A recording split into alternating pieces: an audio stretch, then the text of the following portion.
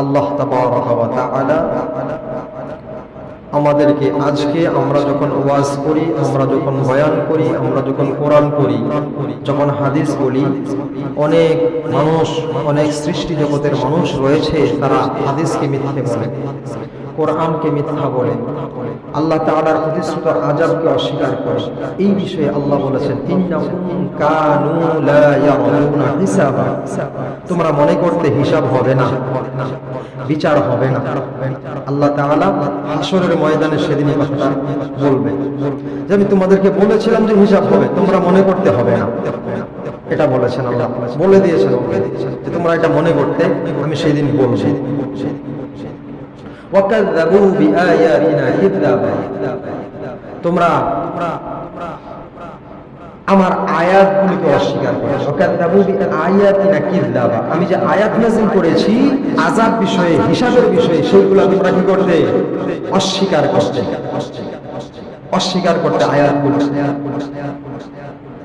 ওয়াকুল্লা শাইইন আহসাইনাহু কিতাবা, আমি সেদিন সেই তোমরা যে আমলগুলো করতে ভালো মন্দ, হ্যাঁ, সমস্ত আমলগুলো আমি আল্লাহ তাআলা কিতাব করে, ডায়েরি করে রেখে দিয়েছি। আল্লাহ, ফাযুকু ফালান নাযিদাকুম ইল্লা আযাবা, আল্লাহ তাআলা বলবেন আজকে তোমরা ভোগ করো, যা কর্ম করেছো সেই অনুযায়ী আযাব, তোমরা সেগুলোর প্রতিফলন ভোগ করো, আর আমি আযাব বৃদ্ধি করতে থাকি। আফসোস,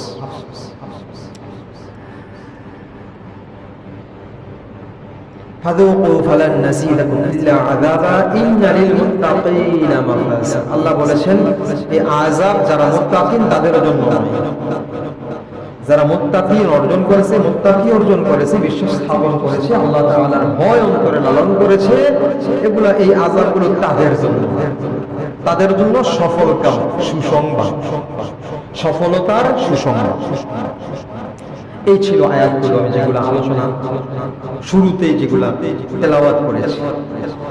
আর হাদিসটা গত সপ্তাহের সেই হাদিসটাই পাঠ করেছি। আল্লাহ তাআলা সর্বপ্রথম যে হিসাবটা নেবেন সেটা সালাত, নামাজের হিসাব নেবেন। আল্লাহ তাআলা হাসরের ময়দান যেদিন কায়েম হবে, এই হিসাবের ব্যাপারে আল্লাহর রাসূল স্বয়ং নিজেই অনেকবার দোয়া করেছেন আল্লাহ তাআলার কাছে। আম্মা জান আয়েশা রাদিয়াল্লাহু তাআলা আনহা বলেন, আজকের আলোচনার খুতবার এই হাদিসটা রয়েছে। আম্মা জান আয়েশা রাদিয়াল্লাহু তাআলা আনহা বলেন, আমি রাসূলুল্লাহ সাল্লাল্লাহু আলাইহি ওয়াসাল্লামকে কোন একটি দোয়ার মধ্যে বলতে শুনেছি, আল্লাহুম্মা হাসিবনি হিসাবান ইয়াসীরা। কে বলেন? আম্মা জান আয়েশা রাদিয়াল্লাহু তাআলা আনহা বলেন যে রাসূলকে বলতে শুনেছি কোন এক দোয়ায়, আল্লাহুম্মা হাসিবনি হিসাবান ইয়াসীরা। রাসূল বলছেন। আম্মা জান আয়েশা রাদিয়াল্লাহু তাআলা আনহা জিজ্ঞেস করেন, পয়গম্বর আপনি তো দোয়ায় বললেন আল্লাহুম্মা হাসিবনি হিসাবান ইয়াসীরা, এই হিসাবান ইয়াসীরা সহজ হিসাব করেন, আপনি দোয়া করলেন আল্লাহ তাবারাকা ওয়া তাআলার দরবারে, রব্বুল আলামিন আপনি আমার হিসাবকে সহজ করে দেন, সহজ করে দেন। আপনি পয়গম্বর, আপনি হলেন আল্লাহর রাসূলের মাহবুব বান্দা, আপনি যদি বলেন আমার হিসাব সহজ করেন, তাহলে আমাদের জন্য কি হবে? সহজ হিসাব কি? হিসাব সহজ করার কথা বললেন, সেই সহজ হিসাবটা কি আমাকে একটু খুলে বলুন, বিস্তারিত বলুন, বিস্তারিত ডিটেইলস ভেঙে বুঝিয়ে বলুন। এই সহজ হিসাবের মানে কি, মিনিংটা কি আপনি জানতে চেয়েছেন। এইবার পয়গম্বর সাল্লাল্লাহু আলাইহি ওয়াসাল্লাম ইরশাদ করেন, আয়েশা আল্লাহ তাআলা বান্দার আমলনামা হাতের মধ্যে পাবে, আর সঙ্গে সঙ্গে আমলনামাটা হাতের মধ্যে পাওয়া মাত্রই আল্লাহ তাআলা দয়া করে কোন বান্দাকে ক্ষমা করে দেবেন। এটাই হলো সহজ হিসাব। এর থেকে সহজ হিসাব আর হতে পারে না। সহজ হিসাব কি? আল্লাহ তাআলা আমলনামা পাইছে আর সাথে সাথে মাফ করে দিয়েছে। অর্থাৎ কিতাব খুলেন নাই, হিসাবনামা দেখেন নাই। আল্লাহ তো সব জানেন, সব দেখেন, কিন্তু এটা দেখে দেখে আমি যে আয়াত তেলাওয়াত করেছি, আবার আল্লাহ তাআলা সেই দিন এই হিসাবগুলো, এই কিতাবগুলো খুলে দেবেন। পড়ো, তুমি যেই আমল করেছো তোমার আমলনামা তুমি পড়ো, সেই অনুযায়ী শাস্তি মুক্ত। রাসূল বললেন হিসাবটা সহজ করার মানে হলো আমাকে যেন আমার হিসাব, আমার আমলের খাতা, আমার আমলের বই, আমার আমলের কিতাব আল্লাহ তাআলার হাতে পৌঁছা মাত্রই আল্লাহ যেন আমাকে মাফ করে দেন। এই হলো সহজ হিসাব। দোয়াটা কে করেছেন? পয়গম্বর আল্লাহর রাসূল স্বয়ং নিজেই হিসাবের ব্যাপারে এতটা উদাসীন হয়ে আল্লাহর কাছে দোয়া করতেন। আমাদের অবস্থাটা কি হবে? হাসরের ময়দান যেদিন কায়েম হবে, পয়গম্বর সাল্লাল্লাহু আলাইহি ওয়াসাল্লাম ইরশাদ করেছেন, হাসরের ময়দান যেদিন কায়েম হবে সর্বপ্রথম আল্লাহ তাবারাকা ওয়া তাআলা বান্দার আমলের হিসাব নেবে। সর্বপ্রথম সমস্ত আমলগুলোর মধ্যে নামাজের হিসাব নেবেন। সর্বপ্রথম হিসাব হবে নামাজের। আল্লাহ তাআলা বান্দাকে ডেকে ডেকে মুখোমুখি হবেন, সামনাসামনি জিজ্ঞাসা করবেন। আল্লাহ তাআলার কথা বান্দাগুলো সরাসরি কানে শুনতে পাবে, আর বান্দার কথা আল্লাহ তাআলা সরাসরি শুনে শুনে জবাব দেবে। এই অবস্থায় আল্লাহ তাবারাকা ওয়া তাআলা সেই দিন বান্দাগুলোকে একত্রিত করবেন। একত্রিত করে করে জিজ্ঞেস করবেন, আমার গোলাম, আমার বান্দারা, তোমাকে দুনিয়ায় পাঠিয়েছিলাম, দুনিয়ায় তোমাকে প্রেরণ করেছিলাম আমি আল্লাহ তাবারাকা ওয়া তাআলার গোলামি করার জন্য। তোমরা কি বুঝেছিলে দুনিয়ায় আমি তোমাদেরকে কি জন্য প্রেরণ করেছি? তোমরা কি জানো? আমরা জানি কি না কি জন্য আসছি? আল্লাহ তাআলা সেটা কোরআনে বলে দিয়েছেন, আফাহাসিবতুম আন্নামা খলাকনাকুম আবাসা ওয়া আন্নাকুম ইলাইনা লা তুরজাউন। আল্লাহ তাবারাকা ওয়া তাআলা ইরশাদ করেছেন, ওহে বান্দা, ও আমার গোলাম, ও আমার গোলাম, তোমরা কি জানো, তোমরা কি মনে করেছো আমি অহেতুক তোমাদেরকে সৃষ্টি করেছি? আমি কোনো কারণ ছাড়াই তোমাদেরকে দুনিয়ায় পাঠিয়েছি। তোমরা কি এমনটা ভাবো? না না না, আমি তোমাদেরকে অবশ্যই একটা উদ্দেশ্যে সৃষ্টি করেছি। আমি তোমাদেরকে একটা অবশ্যই একটা না একটা উদ্দেশ্যে সৃষ্টি করেছি, কোনো কারণে সৃষ্টি করেছি, কোনো প্রয়োজনে সৃষ্টি করেছি। এই প্রয়োজনটাও আল্লাহ তাবারাকা ওয়া তাআলা কোরআনে বলে দিয়েছেন, ওয়ামা খালাকাতুল জিন্না ওয়াল ইনসা ইল্লা লিয়াবুদুন। আল্লাহ বলে দিয়েছেন, আমি মানুষ এবং জিন জাতিকে একমাত্র আমি আল্লাহ তাআলার, কেবলমাত্র আমি আল্লাহ তাআলার, শুধুমাত্র আমি আল্লাহ তাআলার গোলামি করার জন্য সৃষ্টি করেছি। দুনিয়ায় আমরা এসেছি একমাত্র আল্লাহ তাআলার গোলামি করার জন্য। ময়দানে মাহশর যেদিন কায়েম হবে আল্লাহ তাআলা সেদিন বলবে, আমি তোমাদেরকে দুনিয়ায় পাঠিয়েছিলাম, অহেতুক পাঠাই নাই, অপ্রয়োজনে পাঠাই নাই, কোনো কারণ ছাড়া পাঠাই নাই। তোমাদেরকে অবশ্যই আমি কোনো একটা কারণে পাঠিয়েছি, একটা প্রয়োজনে পাঠিয়েছি। সেই প্রয়োজনটাও আমি আল্লাহ তাআলা কোরআনে বলে দিয়েছি। উলামায়ে কেরাম, আলেমগণ, হাফেজে কোরআন, হাদিস যারা পড়েছে, যারা উলামায়ে কেরাম ছিল, যারা পয়গম্বর ছিল, যারা আউলিয়াল্লাহ ছিল, আল্লাহওয়ালা ছিল, ওদের মাধ্যমে ওরা পড়ে পড়ে কোরআনগুলো তোমাদের কানে শুনিয়েছে। তোমরা সেই কোরআন পড়িয়ে আলেমদের মুখ থেকে শুনেছো, হাফেজদের মুখ থেকে শুনেছো, বয়ান করে দেওয়ালা বক্তাদের মুখ থেকে শুনেছো, কিন্তু তোমরা তা অস্বীকার করেছো, তোমরা আমল করো নাই। তোমাদেরকে এই জন্যই আমি আল্লাহ তাআলা বলে দিয়েছিলাম, যাতে তোমরা আল্লাহ তাআলার উদ্দেশ্য বুঝে বুঝে সেই অনুযায়ী নিজের জীবনে, বাস্তব জীবনে আমল করতে পারো। আমাদেরকে কেন সৃষ্টি করেছেন? আল্লাহ ইবাদতের জন্য, গোলামি করার জন্য। এইটা বলে দিয়েছেন কোরআনের মধ্যে, বলেন নাই? বলছে, কিন্তু আমরা কি করি? বলার পরেও আমরা মানি না। এই কথাটা সেদিন বলবেন যে আমি সেদিন ধরবো। তোমরা অস্বীকার করেছিলে আমার আয়াতগুলোকে, তোমরা মনে করেছিলে আমি ধরবো না, আমি ধরবো, আমি তোমাদের হিসাব নেব। আল্লাহ তাআলা বলবেন আমি তোমাদেরকে ইবাদতের জন্য সৃষ্টি করে দিয়েছি। এই কথা আমি তোমাদেরকে বলে দিয়েছিলাম, তোমরা এই দুনিয়ার মধ্যে যত সৃষ্টি জগৎ আছে, যত নাজ নিয়ামত আছে, আমি আল্লাহ তাবারাকা ওয়া তাআলার যত কিছু আছে সবগুলো তোমরা ভোগ করতে থাকো, খাইতে থাকো, সমস্ত সুবিধা গ্রহণ করতে থাকো। সব পৃথিবীর যা কিছু আছে সমস্ত সৃষ্টিগুলোকে আমি আল্লাহ তোমাদের মানুষের গোলাম বানিয়ে দিলাম। সমস্ত কিছু তোমাদের মানুষের গোলামি করবে, আর তোমরা মানুষ একমাত্র আমি আল্লাহ তাআলার গোলামি করবে। এই জন্য আমি সৃষ্টি করেছি। উদ্দেশ্য বলে দিয়েছেন এবং কোরআনও বলে দিয়েছেন, কিন্তু আমরা কি করি না? সেই শুনি ঠিক, কিন্তু আমল করি না। এটাও আল্লাহ বলেছেন, তোমরা যে আমল করবে না, তোমরা মনে করবে ইন্নাহুম কানু লা ইয়ারজুনা হিসাবা, তোমরা মনে করবে এটাকে হিসাব হবে না। তোমরা ভাবছো এটা হবে। আল্লাহ বলছে মনের অবস্থা মানুষের জানেন, এই জন্য আল্লাহ বলে দিয়েছেন তোমরা ভাবছো এটা হিসাব হবে না। রব্বুল আলামিন ময়দানে মাহশার যেদিন কায়েম হবে, নামাজের জন্য যখন ডাকা হবে, বলা হবে গোলাম তোমাকে আমি সেই দিন ইবাদতের জন্য দুনিয়ায় সৃষ্টি করে দিয়েছিলাম। সমস্ত নিয়ামত খাও, বড় সুবিধা, যত সুবিধা আছে সমস্ত সুবিধাগুলো তোমার জন্য করে দিয়েছি। শুধু আমি আল্লাহ তাআলার গোলামি করার জন্য শুধু গোলামি করবে, গোলামি করবে। আল্লাহ তাআলার গুণ কীর্তন গাইবে, প্রশংসা করবে। আল্লাহ তাআলার কাছে সমস্ত সুখ ভোগ করার পর শুকরিয়া আদায় করবে। যদি শুকরিয়া আদায় না করো, আমি আল্লাহ তাবারাকা ওয়া তাআলা তোমার জন্য কতটা ভয়াবহ একটা আযাবের ব্যবস্থা করে রেখেছি, সেইটাও আল্লাহ তাআলা কোরআনে বলে দিয়েছেন। লা ইন শাকারতুম লাযীদান্নাকুম ওয়া লা ইন কাফারতুম ইন্না আযাবি লাশাদীদ। আল্লাহ তাআলা বলেছেন, যদি কোনো বান্দা আমার নিয়ামত পাওয়ার পর, আমার নিয়ামত ভোগ করার পর, আমার সুবিধাগুলো ভোগ করার পর যদি কোনো বান্দা শুকরিয়া আদায় করে, আমি আল্লাহ তাআলা সেই নিয়ামতকে বৃদ্ধি করে দিই, আর তাহার উপর সন্তুষ্ট থাকি, আমি খুশি হয়ে আরো বেশি বেশি নিয়ামত দান করি।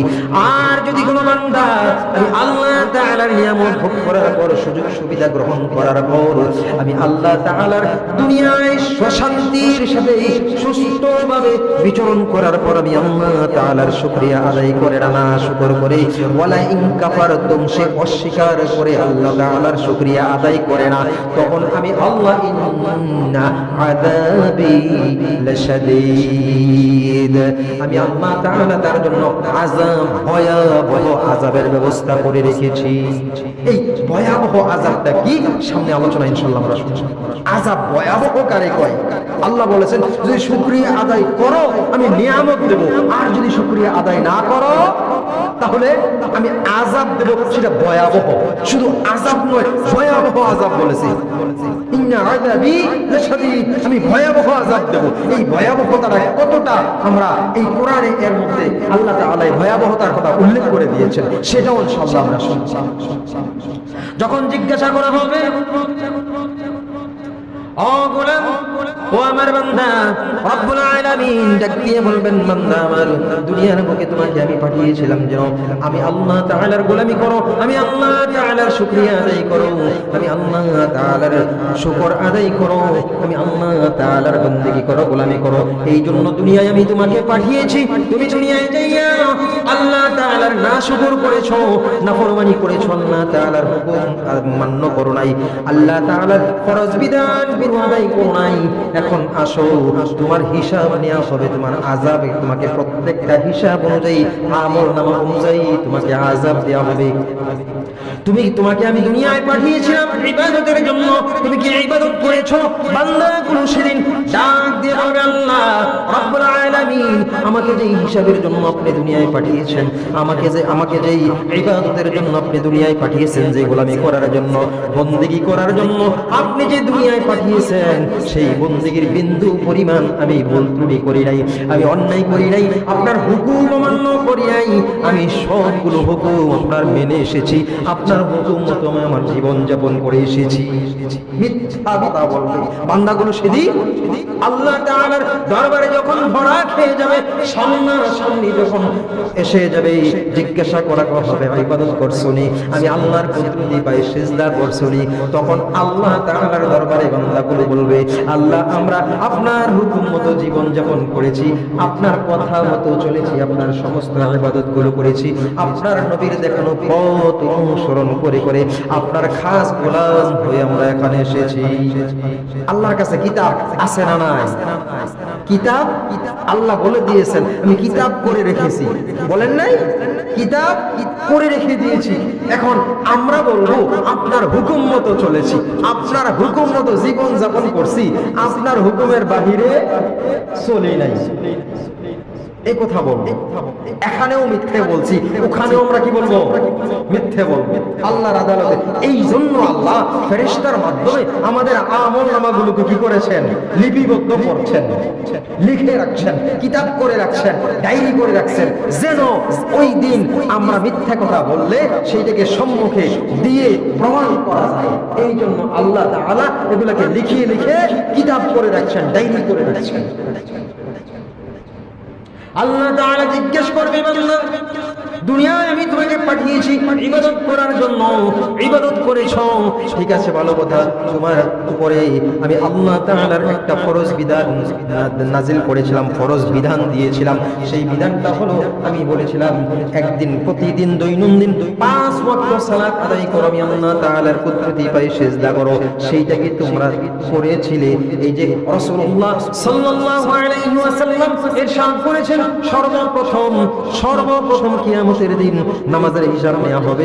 সেই দিন এই যে নামাজের কথাটা যখন আল্লাহ তাআলা জিজ্ঞাসা করবে, বলবে ও বান্দা আমি তোমাকে নামাজের হুকুম করেছিলাম, নামাজ একটি ফরজ বিধান, তুমি আদায় করার জন্য আমি আল্লাহ তাআলা তোমাকে একটি বিধান দিয়েছিলাম দুনিয়ার মধ্যে তোমাকে নামাজ আদায় করার জন্য, আমি আল্লাহর কুদরতি পায়ে সিজদা করার জন্য তোমাকে আমি বলেছিলাম। তুমি কি দুনিয়ার বুকে আমি আল্লাহ তাআলার হুকুমটা মান্য করেছিলে? আমার কুদরতি পায়ে তুমি সিজদা করছো কি করো নাই? আমরা বলবো আল্লাহ করছি। কি বলবো? আল্লাহ আমরা আপনার হুকুম মেনেছি, আপনার কথা মতো জীবন যাপন করেছি, আপনার হুকুম দৈনন্দিন 5 ওয়াক্ত নামাজের 1 ওয়াক্ত নামাজ ছাড়ি নাই। অথচ আল্লাহ তাবারাকা ওয়া তাআলার দুনিয়ায় আল্লাহর নিয়ামত খাইছি, ভোগ করতেছি, আর বলতেছি ঈমান সঠিক আছে, নামাজ লাগবে না। আমরা এটি বলি, হ্যাঁ? নামাজ দিয়ে কি করছে? নামাজ দিয়ে কি করছে? নামাজ, হ্যাঁ, বিভিন্ন নামাজ দিয়ে বিভিন্ন তর্কের সৃষ্টি হচ্ছে।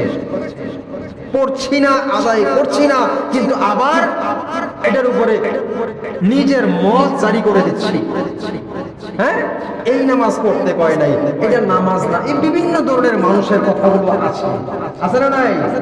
সেই দিন জিজ্ঞাসা করা হবে নামাজ পড়েছ? তখন এক কথায় স্বীকার করে ফেলবো, হ্যাঁ নামাজ পড়েছি, সিজদা করেছি। তখন আল্লাহ তাবারাকা ওয়া তাআলা ধরবেন, আল্লাহ তাআলা সেদিন ধরবেন। يوم يكشف عن ساق ويدعون إلى السجود فلا يستطيعون। আল্লাহ তাবারাকা ওয়া তাআলা সেদিন বলে দেবেন, ও বান্দা দুনিয়ার মধ্যে আমি তোমাকে প্রেরণ করেছি, দুনিয়ার মধ্যে আমি আল্লাহকে তুমি দেখো নাই, না দেখে সিজদা করতে আমি আল্লাহ আছি এই কথার উপর বিশ্বাস স্থাপন করেছিলে। আমার পয়গম্বরের কথা অনুযায়ী তুমি নিজে বিশ্বাস করেছো যে আমি আল্লাহ আছি, আমি আল্লাহ তাআলার হুকুম নামাজ আদায় করার জন্য, আমি আল্লাহ তাআলার কুদরতি পায়ে সিজদা করার জন্য তুমি কানে শুনেছো, কিন্তু কখনো আমি আল্লাহকে দেখো নাই। না দেখে আমি আল্লাহ তাআলার হুকুম মানতে যাইয়া আমি আল্লাহ তাআলার খুশির জন্য তুমি আমার কুদরতি পায়ে সিজদা করেছিলে। আমি আল্লাহ আজকে তোমার সম্মুখেই আছি, আজকে তুমি আমার সামনাসামনি আমার সম্মুখে একটা সিজদা করে দেখাও, আমি আল্লাহকে সিজদা করো। সেদিন বলবে তুমি তো দুনিয়ায় আমার না দেখা সিজদা করছো, এখন স্বীকার করছো যে হ্যাঁ নামাজ পড়ছি। সবাই স্বীকার করবে, তুমি তো স্বীকার করলা, এখন সিজদা করো। আল্লাহ বলে দিয়েছেন, এই কোরআনে সবগুলো কথা বলে দিয়েছেন যে আমি জিজ্ঞেস করব, সিজদা করো। ইয়াউমা ইউকশাফু আন সাকিন ওয়া ইউদউনা ইলা সুজুদি ফালা ইস্তাতিউন। সেদিন আমি বলবো তুমি সিজদা করে দেখাও, সিজদা করে দেখাও। বান্দাগুলো তখন মিথ্যে কথা তো বলবই, আমরা তো মিথ্যা কথা বলবই, মিথ্যা কথার সাথে সাথে এই কথাটাকে কার্যকর করার জন্য আমরা সিজদা করার চেষ্টায় লেগে যাব। আরে কত চিটিংবাজ আমরা! ওখানে দেখেন, এখানেও করছি, ওখানেও আল্লাহর সামনাসামনিও বলবো, তখনও চেষ্টা করব, স্বীকার করব না। বলবো পড়েছি, আল্লাহ বলবে পড়ে দেখাও কিভাবে পড়েছিলে। এখন আমরা সিজদা করার চেষ্টা করব।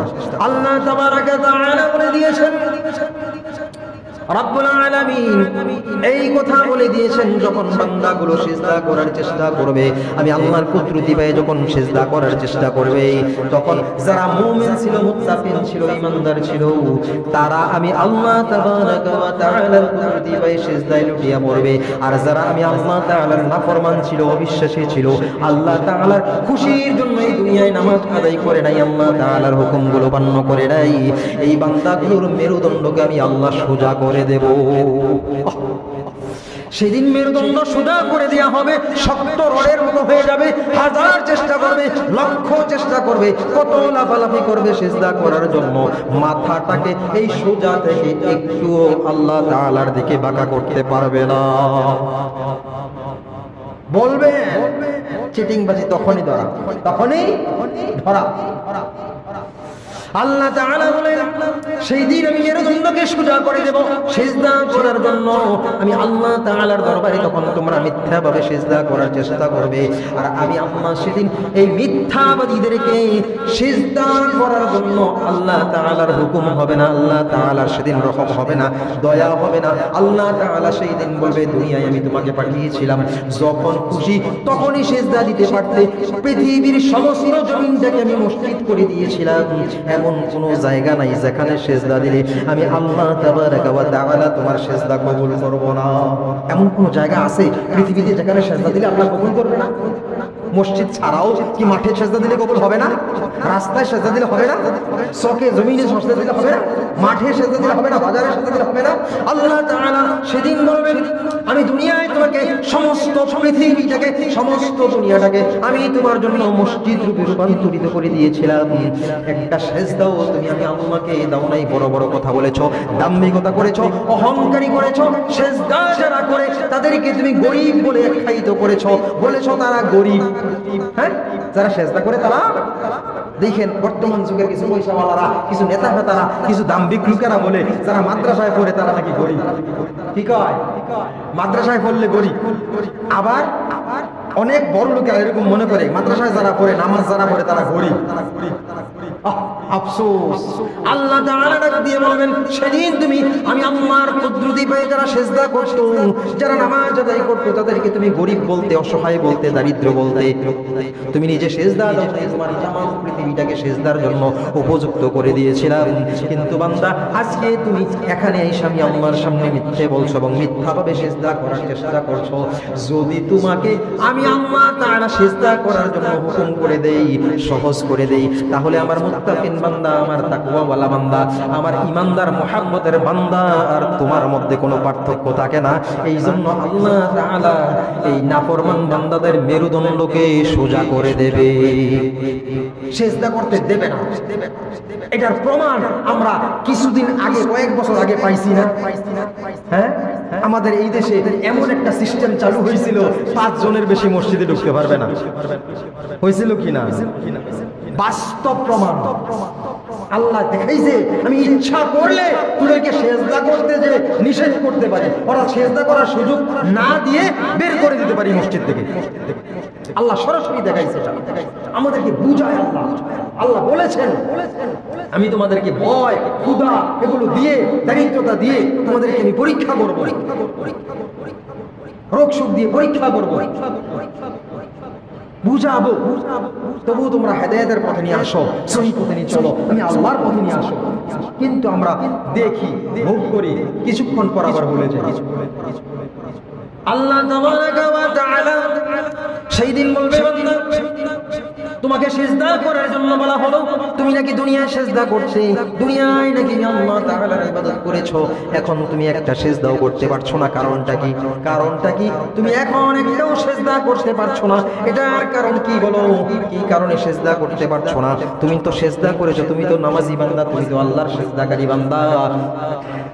তখন বান্দাগুলো আফসোস করতে শুরু করে দেবে, আল্লাহ নিশ্চয়ই আমাদের কোথাও ভুল হচ্ছে, আমরা তো তোমার কুদরতি পায়ে সিজদা করেছিলাম, এখন কেন পারছি না? আমরা তখনও মিথ্যা কথা, তখনও মিথ্যা বলবে, সিজদা করতে পারবে না, একটাও সিজদা করতে পারবে না, মেরুদণ্ড সোজা হয়ে থাকবে, মাথা নিচের দিকে ঝুঁকাতে পারবে না। তারপরেও বলবো, আল্লাহ আমরা তো দুনিয়ায় তোমার কাছে সিজদা করেছি, তোমার কুদরতি পায়ে সিজদা করেছি, একটাও নামাজ মিস দেই নাই, 5 ওয়াক্ত নামাজ আদায় করতাম, মসজিদে যাইতাম, আমরা নামাজ আদায় করেছি, এখন কেন পারতেছি না সেটা তো বুঝতেছি না। তবুও মিথ্যা, তবুও কি মিথ্যা। আল্লাহ তাআলা কোরআনে আয়াত নাযিল করে দিয়েছেন, আল-ইয়াওমা নাখতিমু আলা আফওয়াহিহিম ওয়া তুকাল্লিমুনা আইদিহিম ওয়া তাশহাদু আরজুলুহুম বিমা কানু ইয়াকসিবুন। আল্লাহ বলে দিয়েছেন সেই দিন আমি তার জবানকে বন্ধ করে দেব। কি করব? জবান বন্ধ করে দেবে। বারবার বারবার বারংবার যখন আল্লাহ তাআলার সম্মুখে আমরা মিথ্যা বলতে থাকবো, বারবার যখন মিথ্যা বলতে থাকবো, আল্লাহ নিদর্শন দেখাবেন, সিজদা করার জন্য বলবেন, কিন্তু আমরা সিজদা করতে পারবো না। তবুও আল্লাহ তাবারাকা তাআলার দরবারে মিথ্যা বলতে থাকবো, আমরা তো সিজদা করেছিলাম, এখন পারছি না কেন? তবুও যখন মিথ্যা কথা বলবো, আল্লাহ বলেন সেই দিন তার জবানকে আমি বন্ধ করে দেব, মুখে লাগাম টেনে দেব, মুখ সেলাই করে দেব। আর তখন আমি আল্লাহ তাআলা তার বডিতে যে হাত ফিট করে দিয়েছি, এই হাতের জবানটাকে খুলে দেব, হাত যেন আমি আল্লাহর দরবারে সাক্ষী দেয়। সেদিন হাত সাক্ষী দেবে, হাত সাক্ষী দেবে, পা সাক্ষী দেবে, পায়ের জবান খুলে দেবে, হাতের জবান খুলে দেবে। আল্লাহ তাবারাকা ওয়া তাআলা এই কথা কোরআনে বলে দিয়েছেন, বলেছেন আমি সেই দিন তোমার মিথ্যা কথার জবাবে তুমি যখন বারবার মিথ্যা বলতে থাকবে, আমি আল্লাহ তাবারাকা ওয়া তাআলা সেই দিন তোমার জবানকে বন্ধ করে হাতের জবান খুলে দেব, পায়ের জবান খুলে দেব। তোমার অঙ্গ প্রত্যঙ্গ সেই দিন আমি আল্লাহর দরবারে সাক্ষ্য দিতে শুরু করবে।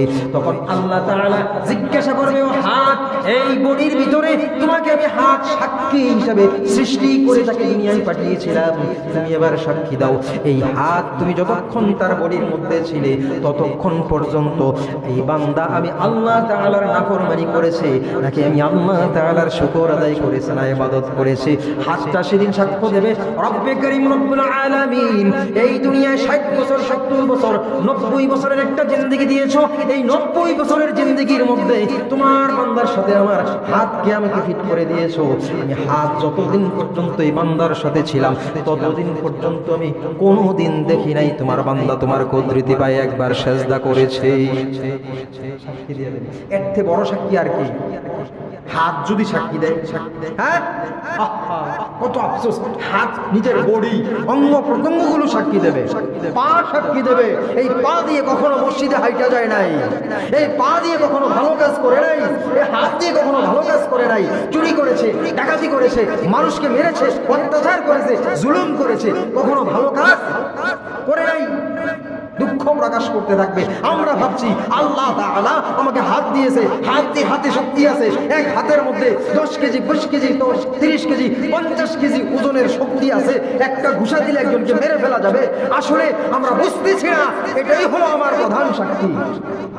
আমি এখানে যাই করছি না কেন এটাকে শক্তি হিসাবে নয়, এটাকে সাক্ষী হিসাবে দিয়েছে। কি হিসাবে? সাক্ষী হিসাবে বলছে আল্লাহর কোরআন। এটা কোরআন বলেছে যে তোমাকে শক্তি হিসেবে হাত দেওয়া হয়নি, শক্তি হিসেবে তোমাকে পা দেওয়া হয়নি, তুমি আল্লাহর হুকুম মেনেছো কিনা সেটা তারা সেই দিন তাদের জবান খুলে দেওয়া হবে, আল্লাহর দরবারে সেদিন সাক্ষী দেবে, সাক্ষী হিসাবে এগুলো দেওয়া হয়েছে। পালিয়ে যাওয়ার কোনো সুযোগ নাই, পালাবার সুযোগ নাই, কথা বলার সুযোগ থাকবে না।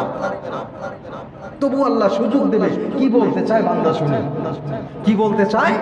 ফাঁসির আগে যেমনি করে মানুষকে জিজ্ঞাসা করা হয়, মৃত্যুর আগে যেমনি করে মানুষকে জিজ্ঞাসা করা হয় শেষ ইচ্ছা কি, ঠিক তদ্রুপ আল্লাহ তাআলা বান্দাদেরকে শাস্তি দেওয়ার আগে বলতে সুযোগ দেবে, বান্দা কিছু বলে। বান্দাগুলো তখন মিথ্যা কথা বলতে শুরু করবে, আমরা সিজদা করেছিলাম, এখন পারছি না কেন, আফসোস করতে থাকবে।